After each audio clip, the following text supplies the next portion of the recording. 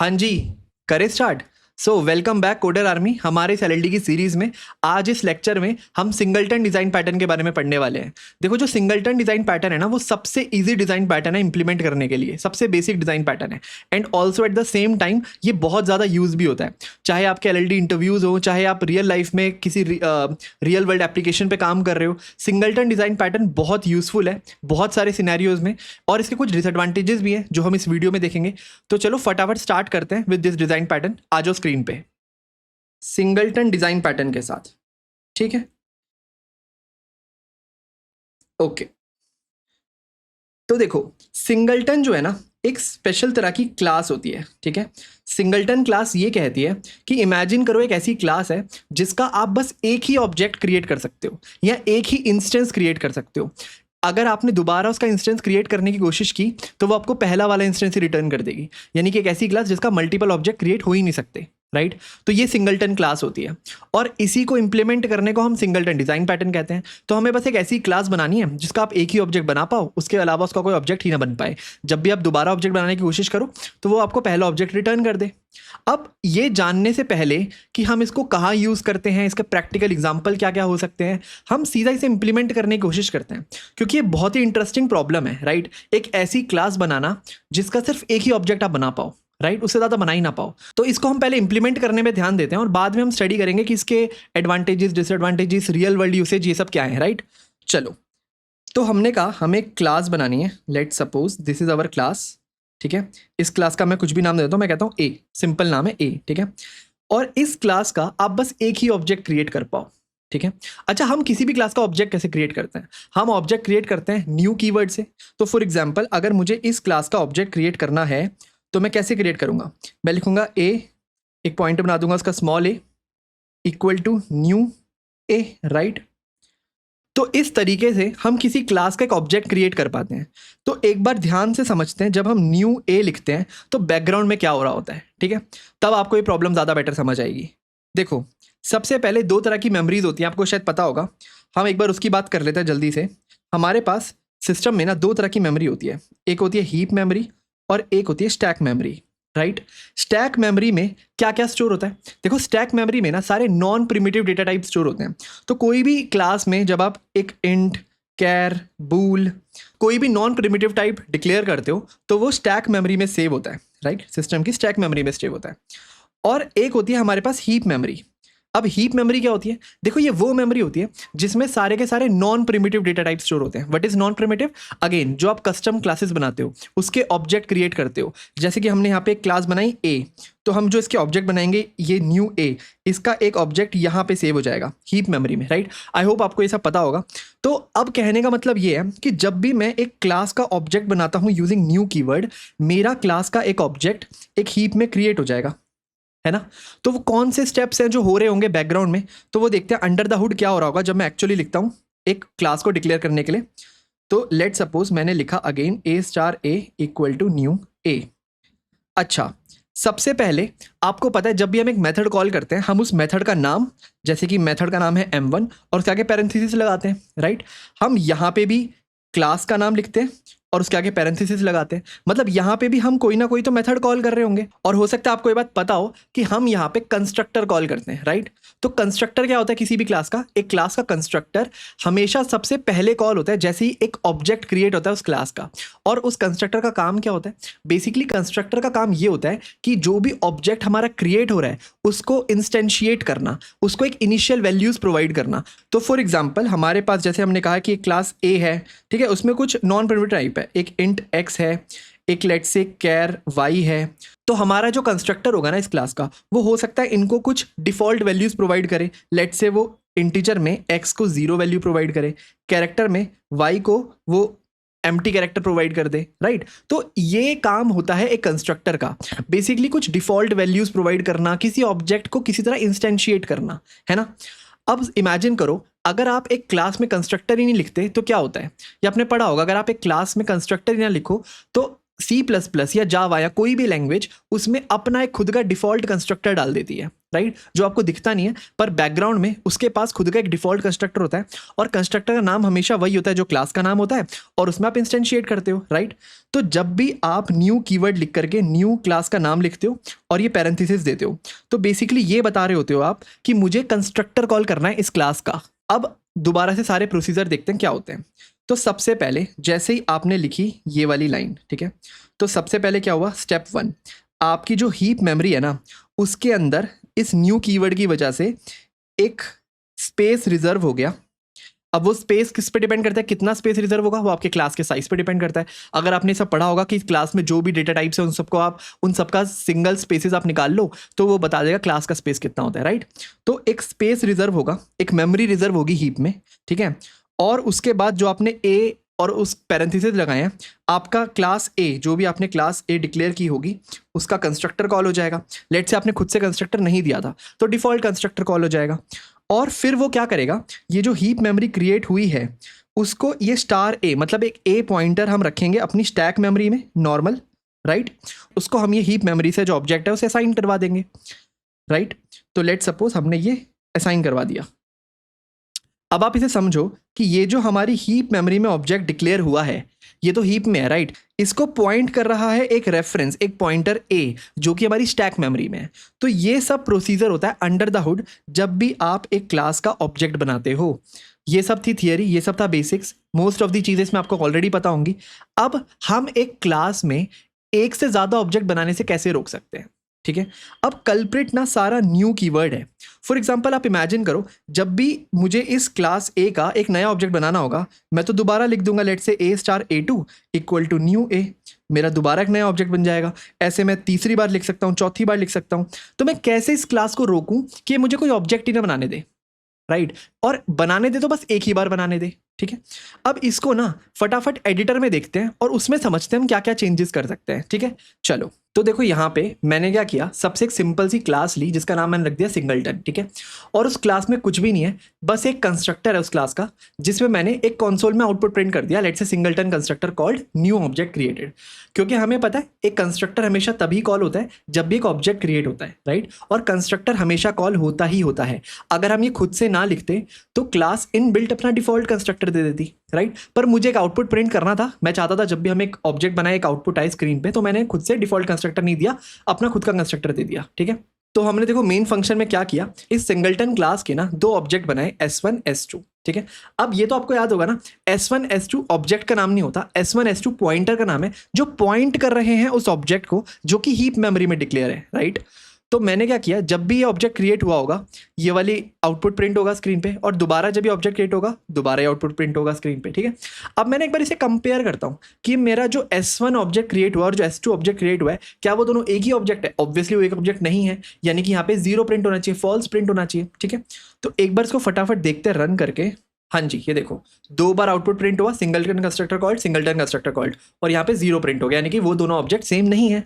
यानी कि इस क्लास में हम कितने मर्जी ऑब्जेक्ट बना सकते हैं, हम S3 S4 S5 कितने मर्जी ऑब्जेक्ट बना सकते हैं। अब इस क्लास में ना थोड़े बहुत चेंजेस करते हैं कि हम कैसे रेस्ट्रिक्ट कर सकते हैं किसी भी यूजर को इसके मल्टीपल ऑब्जेक्ट क्रिएट करने से, ठीक है।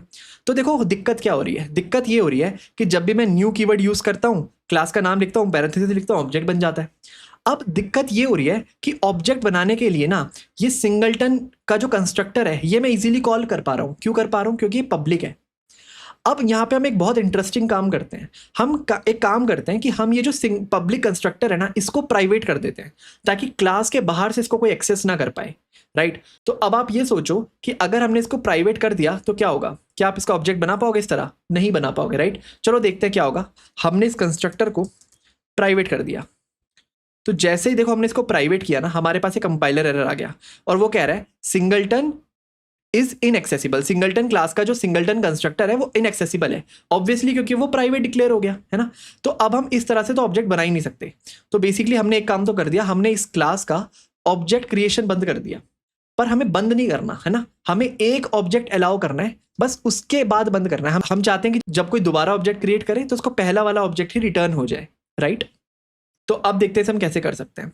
अब आप एक और चीज इमेजिन करो, हमने जब इनकैप्सुलेशन में एक चीज पढ़ी थी राइट, कि हम डेटा सिक्योरिटी प्रोवाइड करते हैं बाय यूजिंग एक्सेस मॉडिफायर। तो हमारे पास कुछ ऐसे डेटा वेरिएबल होते हैं जिसको हम पब्लिक नहीं रखना चाहते, तो उसको हम प्राइवेट डिक्लेयर कर देते हैं। पर हम चाहते हैं कि यूजर उसकी वैल्यू को गेट और सेट कर पाए, तो हम गेटर्स एंड सेटर्स प्रोवाइड करते हैं। तो सेम हमने इस कंस्ट्रक्टर को प्राइवेट कर दिया, क्योंकि हम नहीं चाहते कि बाहर से इसको न्यू कीवर्ड यूज करके कोई ऑब्जेक्ट बना ले। पर हम एक ऑब्जेक्ट बनाने देना चाहते हैं, है ना, तो हमें एक पब्लिक मेथड देना पड़ेगा, है ना। तो एक काम करते हैं, हम दोबारा से एक पब्लिक मेथड प्रोवाइड करते हैं, जो कि हम उसका नाम कुछ भी रख सकते हैं। लेट्स उसका नाम होगा गेट इंस्टेंस, ठीक है, जो हमें इस सिंगलटन क्लास का एक इंस्टेंस ला करके देगा। तो अगर ये इंस्टेंस ला करके देगा तो ये होगा सिंगलटन टाइप का, ठीक है, सिंगलटन टाइप का होगा। सॉरी वो डिलीट हो गया, मैं बना लेता हूं दोबारा से फंक्शन गेट इंस्टेंस, ठीक है। तो मैंने क्या किया, एक गेट इंस्टेंस नाम का फंक्शन बना लिया जो हमें सिंगलटन का रेफरेंस ला करके देगा, एक पॉइंटर ला करके देगा इस क्लास का, ठीक है। अब ये हमने एक पब्लिक मेथड प्रोवाइड किया। अब मैं चाहता हूं कोई भी बाहर से अगर इस क्लास का ऑब्जेक्ट बनाने की कोशिश करे तो वो गेट इंस्टेंस मेथड से ही बना पाए, ना कि न्यू कीवर्ड यूज करके, है ना। अब मैं चाहता हूं कि कोई गेट इंस्टेंस से एक ऑब्जेक्ट बना पाए, तो मैं या तो ये कर सकता हूं, तो मैं कर दूंगा रिटर्न न्यू सिंगलटन, ठीक है। और मैं कहूंगा जो भी अब ऑब्जेक्ट बनाना चाहेगा वो ऐसे नहीं बनाएगा, वो क्या करेगा, वो मेरा ये जो क्लास है अब अगेन एक और चीज़ सोचो, इस मेथड को कॉल करने के लिए मुझे एक ऑब्जेक्ट चाहिए होगा, तभी तो मैं S1, जैसे मान लो S1 ऑलरेडी क्रिएटेड है, इमेजिन करो, तो गेट इंस्टेंस मैं कैसे कॉल करता हूँ, S1 dot gate instance, right. पर इस मेथड को कॉल करने के लिए मुझे ऑब्जेक्ट चाहिए, और ऑब्जेक्ट अभी तक मेरे पास क्रिएटेड ही नहीं है। तो मैं इस मेथड को ना ऐसे नहीं बना सकता, मुझे इस मेथड को स्टैटिक बनाना पड़ेगा, राइट। तो मुझे यहाँ पे कीवर्ड लिखना पड़ेगा स्टैटिक। अच्छा, आपको हो सकता है पता हो कि स्टैटिक मेथड्स क्या होते हैं। देखो स्टैटिक मेथड्स अगर आपको नहीं पता, मैं एक सेकंड बता देता हूँ। स्टैटिक मेथड्स क्लास को बिलोंग करते हैं, राइट, वो एक ऑब्जेक्ट को बिलोंग नहीं करते। तो अगर मैंने एक मेथड को स्टैटिक बना दिया ना, तो उसे कॉल करने के लिए मुझे क्लास का नाम और प्लस उसके बाद उस मेथड का नाम लिखना पड़ेगा, ना कि ऑब्जेक्ट का नाम लिखना पड़ेगा। और ये जो स्टैटिक मेथड्स होते हैं हर ऑब्जेक्ट के लिए सेम रहते हैं।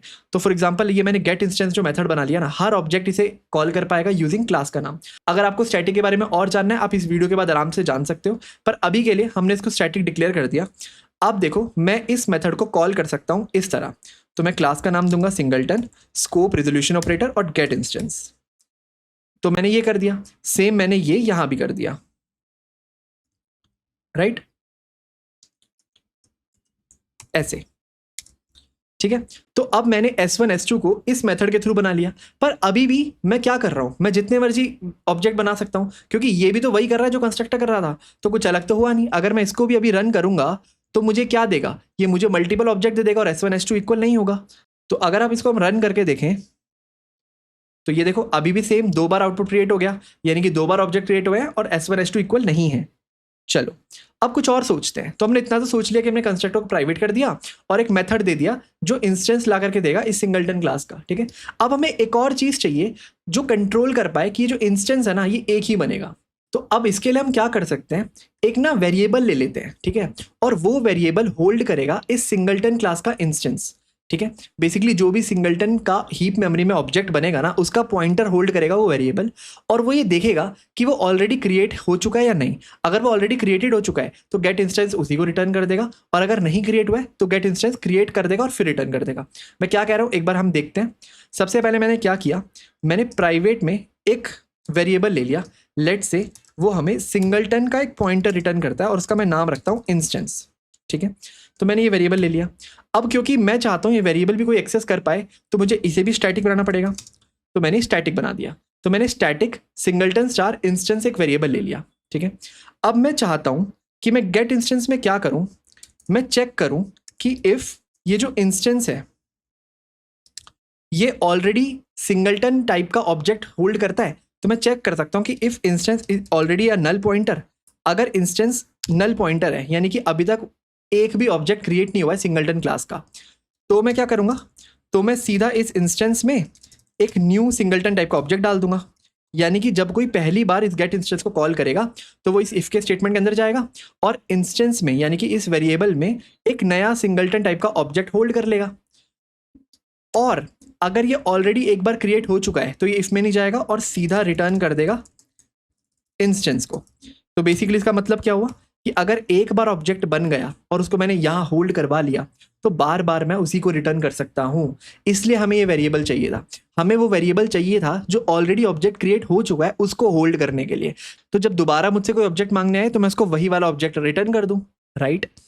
अब ये हो गया मेरा पूरा काम। मैंने एक इंस्टेंस रख लिया, अपने कंस्ट्रक्टर को प्राइवेट कर दिया और एक गेट इंस्टेंस मेथड दे दिया जो पब्लिक है। अब एक काम रह गया, ये जो हमारा इंस्टेंस जो कि एक स्टैटिक वेरिएबल है इसको डिक्लेयर करना होगा, राइट।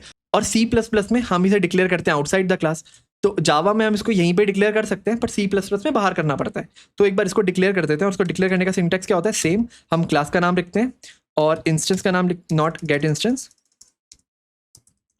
इंस्टेंस का नाम लिखते हैं और उसको कर देते हैं लेट्स से नल पॉइंटर,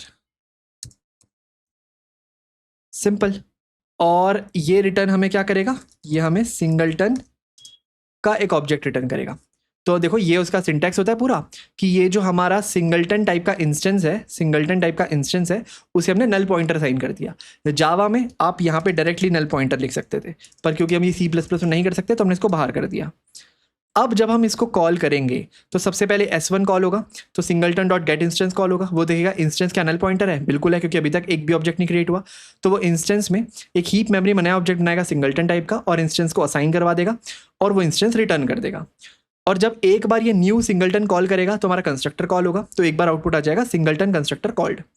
जब दूसरी बार एक S2 पॉइंटर सिंगलटन का गेट इंस्टेंस कॉल करेगा तो वो चेक करेगा क्या इंस्टेंस जो है वो नल पॉइंटर है, इस बार वो फॉल्स हो जाएगा तो वो सीधा रिटर्न कर देगा वही इंस्टेंस जो हमने पहले क्रिएट किया था। यानी कि इस बार ये सिंगलटन टाइप का कंस्ट्रक्टर कॉल नहीं होगा, राइट।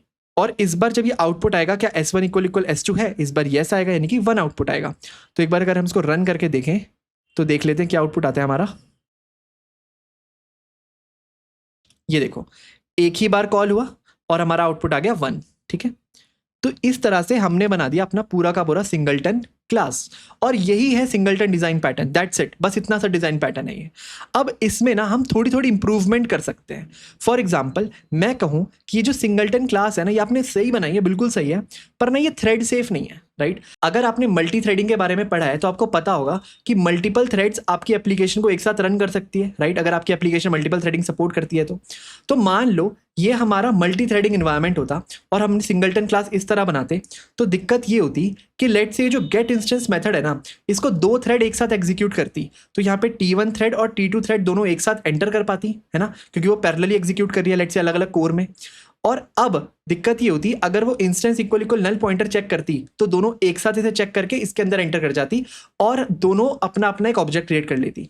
पर वो तो दिक्कत हो जाती क्योंकि हम चाहते सिंगलटन का एक ही ऑब्जेक्ट बने, यानी कि जितनी भी चाहे थ्रेड्स हो सब एक ही ऑब्जेक्ट शेयर करें।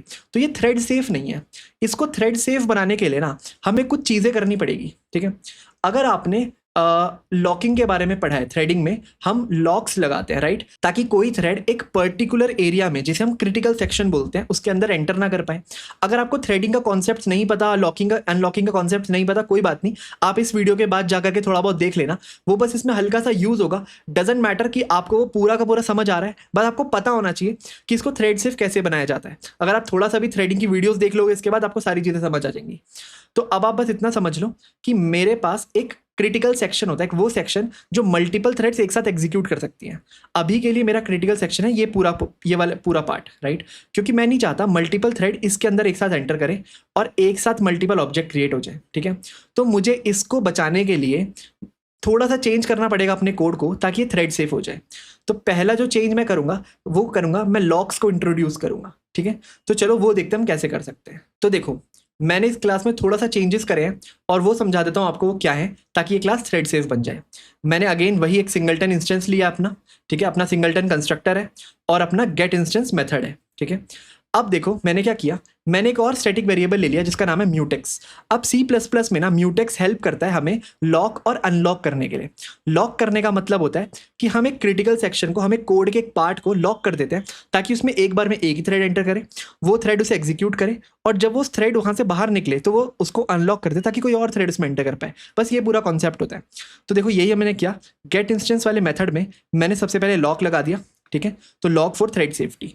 जैसे इस पे लॉक लग गया, मैं कह रहा हूं अब इस पूरे एरिया में एक ही थ्रेड एंटर कर पाएगी। तो अगर एक ही थ्रेड एंटर करेगी इस इफ स्टेटमेंट में, तो वो अपना इंस्टेंस बना लेगी सिंगलटन टाइप का, और उसके बाद उस इंस्टेंस को रिटर्न कर देगी। और जैसे रिटर्न करेगी, ये लॉक को अनलॉक कर देगी, फिर दूसरी थ्रेड एंटर करेगी। और इस बार जब सेकंड थ्रेड एंटर करेगी, वो चेक करेगी क्या इंस्टेंस इज नल पॉइंटर है। पर इस बार इंस्टेंस नल पॉइंटर नहीं है, क्योंकि पहली थ्रेड उसको एक ऑब्जेक्ट असाइन करके जा चुकी है। तो यहाँ से इससे वो बाहर आ जाएगा और सीधा का सीधा इंस्टेंस रिटर्न कर देगा, राइट।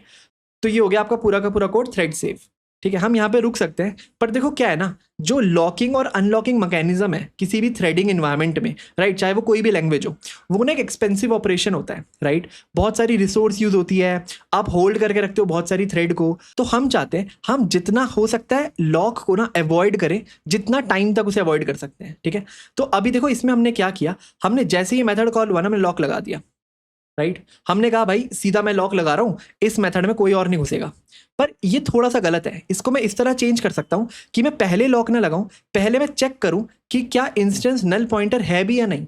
आप मानो अगर इंस्टेंस नल पॉइंटर नहीं होता, आप मानो अगर इंस्टेंस नल पॉइंटर नहीं होता, तो ये इस इफ के अंदर घुसता ही नहीं, यानी कि एक नया ऑब्जेक्ट क्रिएट होता ही नहीं, ये तो पुराना ऑब्जेक्ट ही रिटर्न कर देता। तो इसमें तो कोई दिक्कत ही नहीं है, तो सेफ है। तो मुझे पहले चेक करना चाहिए क्या इंस्टेंस नल पॉइंटर है, और अगर वो नहीं है तो मुझे लॉक लगाने की जरूरत ही नहीं है, मैं पुराना वाला ऑब्जेक्ट रिटर्न कर दूंगा। और अगर वो नल पॉइंटर है तो ही मुझे लॉक लगाने की जरूरत है, क्योंकि अगर मैंने लॉक नहीं लगाया तो हो सकता है कोई और ऑब्जेक्ट, उसको कोई और थ्रेड आकर के एक नया ऑब्जेक्ट बनाए और मैं भी एक नया ऑब्जेक्ट बना दूं, राइट। तो इसमें हम थोड़ा सा चेंज करेंगे। हम क्या करेंगे, लॉक लगाने से पहले एक इफ स्टेटमेंट रखेंगे, यही वाली, कि if instance is equal to null pointer. तो हमने ये वाली कंडीशन रख दी, if instance equal to null pointer. अगर ऐसा है तो ही हम लॉक लगाते हैं, और तो ही हम ये वाला पार्ट करते हैं, ठीक है। और हम इसको कट कर देते हैं पूरे के पूरे कोड को, और अगर नहीं है तो हम सिंपली रिटर्न कर देते हैं जो हमारा ऑलरेडी इंस्टेंस बना था, राइट। ये हो गया। अब देखो क्या ये कोड एकदम सही चलेगा, थ्रेड सेफ है। इसमें ना अभी एक बहुत बड़ी गलती हुई है, अगर आप नोटिस करो तो। देखो अगर आपने मल्टी थ्रेडिंग पढ़ी है ना, तो आप इसको पकड़ लोगे, इसको ध्यान से समझना। हमने गेट इंस्टेंस मेथड बनाया और पहले चेक किया क्या इंस्टेंस नल पॉइंटर है। मान लो इंस्टेंस को ऑलरेडी कोई थ्रेड आकर के ऑब्जेक्ट डिक्लेयर करके जा चुकी है, तो इंस्टेंस नल पॉइंटर नहीं होगा, वो रिटर्न कर देगा इंस्टेंस, हमें लॉक लगाने की जरूरत ही नहीं पड़ेगी। अब चाहे से कितनी मर्जी थ्रेड एक साथ एग्जीक्यूट करते रहे, सबके लिए कंडीशन फेल होती रहेगी और सब इंस्टेंस को रिटर्न करते रहेंगे। अभी तक ये बिल्कुल थ्रेड सेफ है।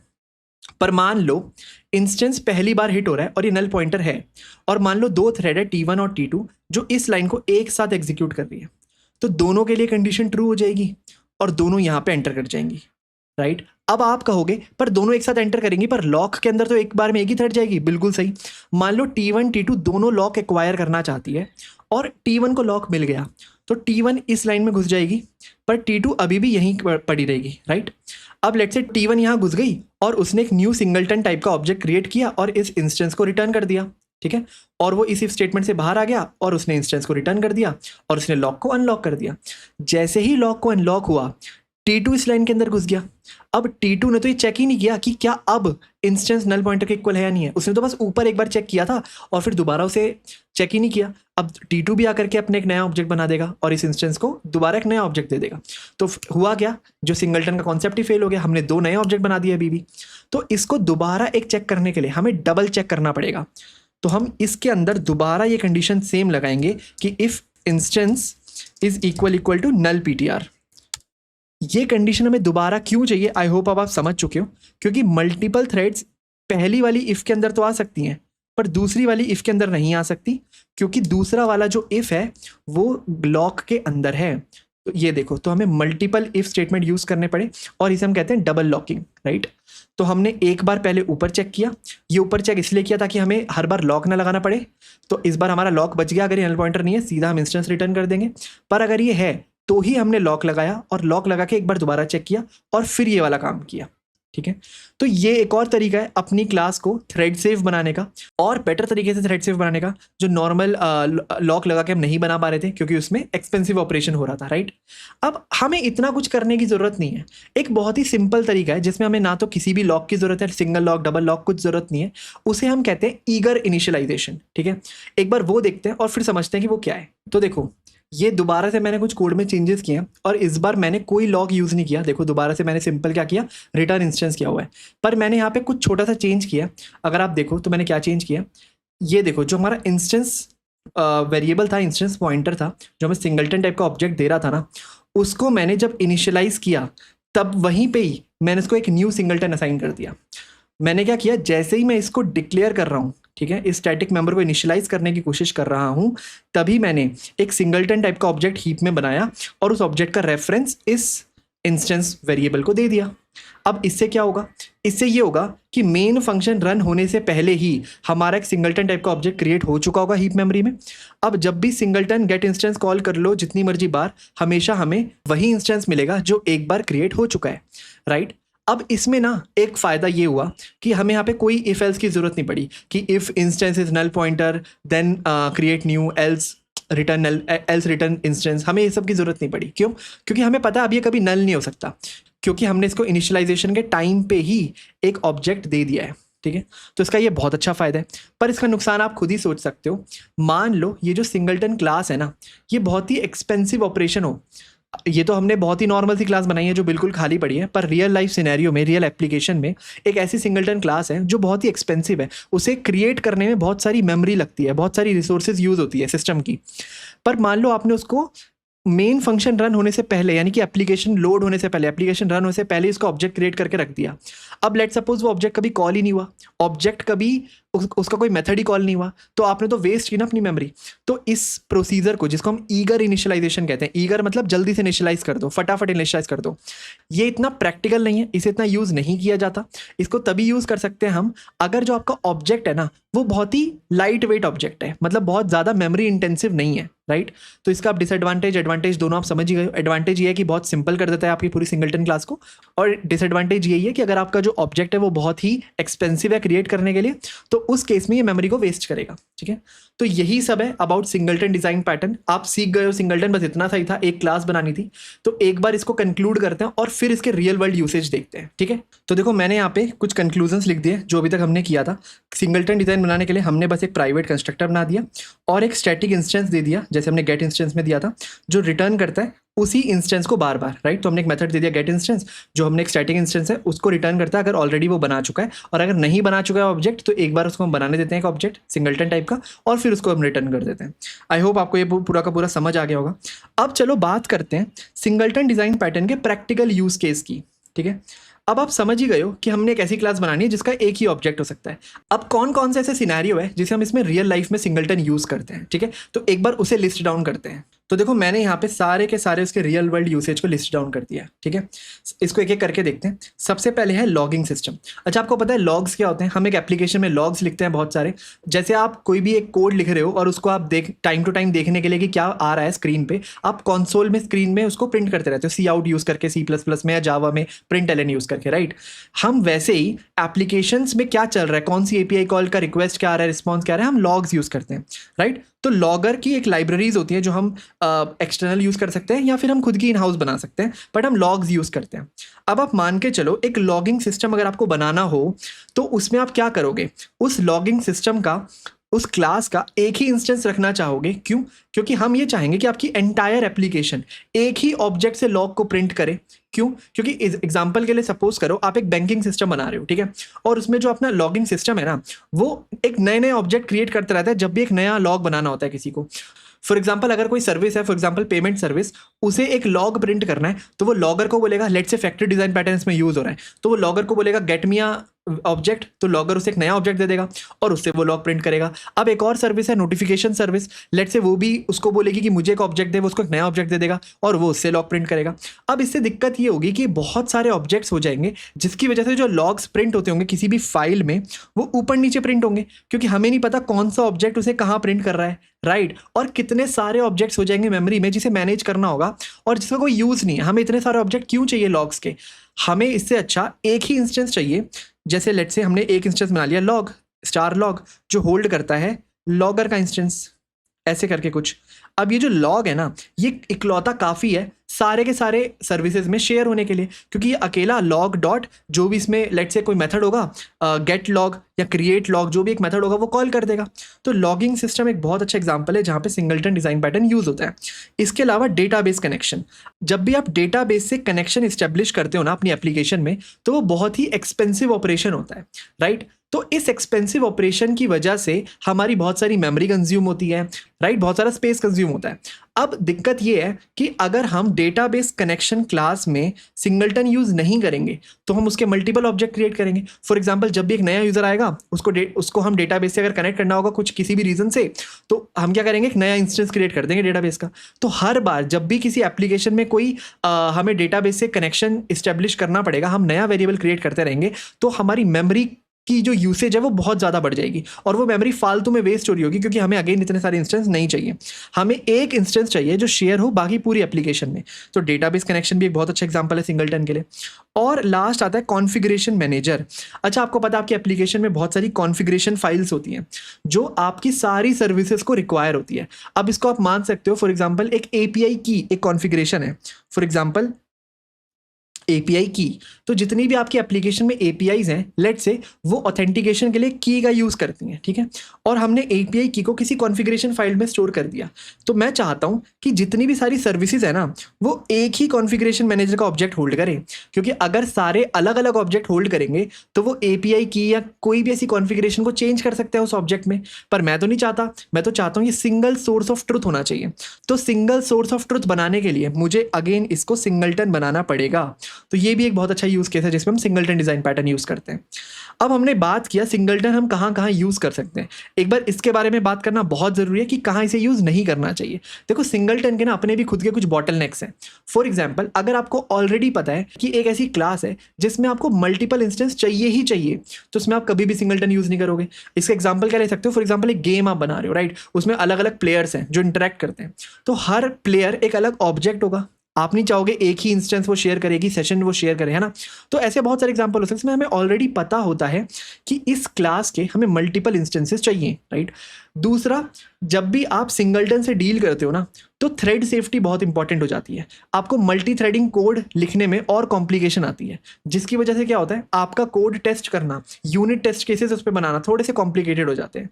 तो सिंगलटन को हमें अवॉइड करना चाहिए तब तक जब तक हम क्लियर है कि यहाँ पे सिंगलटन हमारा कोई हेल्प नहीं कर रहा, पर वो हमारे लिए बहुत यूजफुल हो जाता है किसी पॉइंट ऑफ टाइम में। फॉर एग्जाम्पल इन केसेस के लिए जहाँ हमें पता है अगर हमने सिंगलटन यूज़ किया तो हम बहुत मेमोरी बचाएंगे, हम सिंगल सोर्स ऑफ ट्रुथ रखेंगे, इन चीज़ों के लिए सिंगलटन बहुत यूज़ होता है। तो इस वीडियो में बस इतना ही। आई होप आपको सिंगलटन डिज़ाइन पैटर्न अच्छे से समझ आया होगा। अब आपसे मिलते हैं नेक्स्ट वीडियो में, तब तक के लिए थैंक यू सो मच।